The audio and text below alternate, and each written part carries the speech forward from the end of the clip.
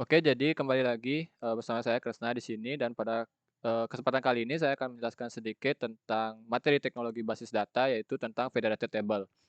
Nah, jadi di video kali ini saya akan menjelaskan sedikit untuk, pengertian dari federated table dan juga bagaimana cara dari konfigurasi untuk federated table itu sendiri. Yang pertama mulai dari pengertian federated table. Jadi federated ini merupakan storage engine yang bisa mengakses data pada remote database tanpa harus melakukan replikasi maupun clustering.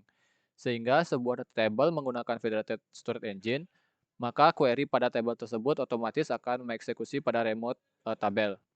Nah, jadi kita langsung aja untuk konfigurasi dari federated table itu sendiri di menggunakan MariaDB dan juga SQLYOG. Nah, jadi yang pertama yang kita perlukan sebelum kita menginstal atau melakukan konfigurasi, tabel federated, yang pertama itu kita memerlukan install MariaDB. Nah, jika kita sudah menginstal MariaDB, kita bisa membuka aplikasi yang namanya HiDSQL. Nah, jadi di HiDSQL ini, kita perlu install, federatednya terlebih dahulu dengan cara, kita ketik install soname itu petik 1 HA underscore federated X. Kemudian jika sudah kita petik satu lagi, kemudian titik koma, dan kita bisa jalankan query-nya.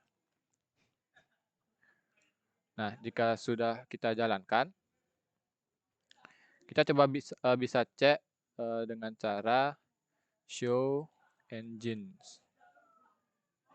Kemudian kita execute lagi query-nya. Nah, jika federated di sini supportnya itu sudah yes, berarti kita sudah bisa melakukan konfigurasi untuk tabel federatednya di SQLYOG. Nah, sekarang kita beralih ke SQLYOG. Jadi, sebelum itu, sebelum kita melakukan konfigurasi di tentang tabel federatednya, kita memerlukan dua server. Yang pertama itu ada server localhost, yang ini, server localhost, db_kresna ini merupakan localhost. Kemudian kita perlu juga satu server lagi yang berada di luar menggunakan IP. Jadi di sini saya menggunakan VirtualBox sebagai server keduanya dengan nama username-nya Kresna di IP-nya sekian 192.168.56.38. Nah, jadi jika sudah kita bisa mulai langsung dari server yang kedua. Itu kita bisa coba buat tabel terlebih dahulu. Yang pertama kita coba create table. Sebelum itu kita buat database terlebih dahulu, jangan lupa create database. Misalnya nama databasenya coba. Terus kita isi ID, tipe datanya integer 10, koma ada nama, tipe datanya varchar 100. Ini titik koma, kita coba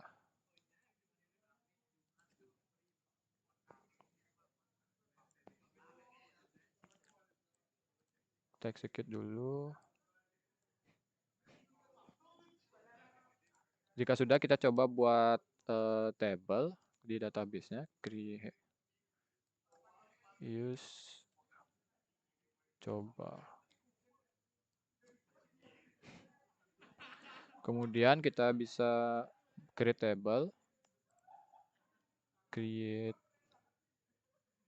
table, test dengan ada kolom ID, tipe datanya integer, nama dan tipe datanya varchar. Kemudian kita bisa execute.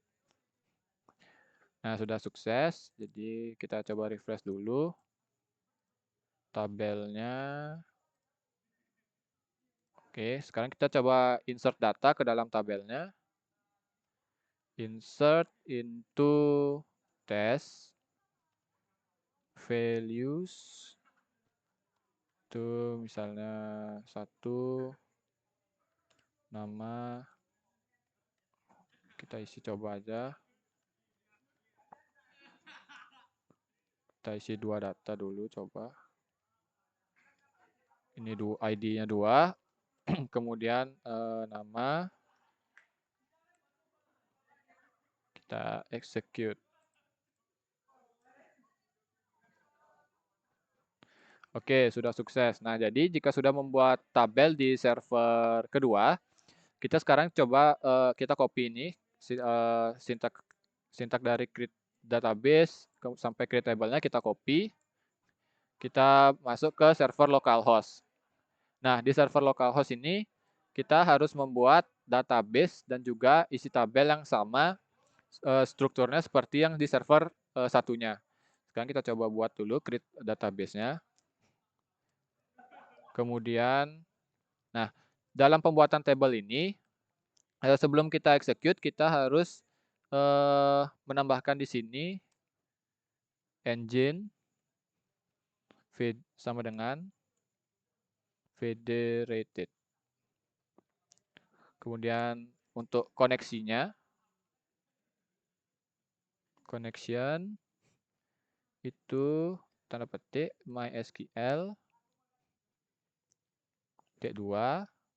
Di sini ada nama username yang tadi di server satunya. Di sini saya menggunakan Kresna. .2, passwordnya juga Kresna. Terus add. Nah, add ini setelah itu ada IP dari server satunya.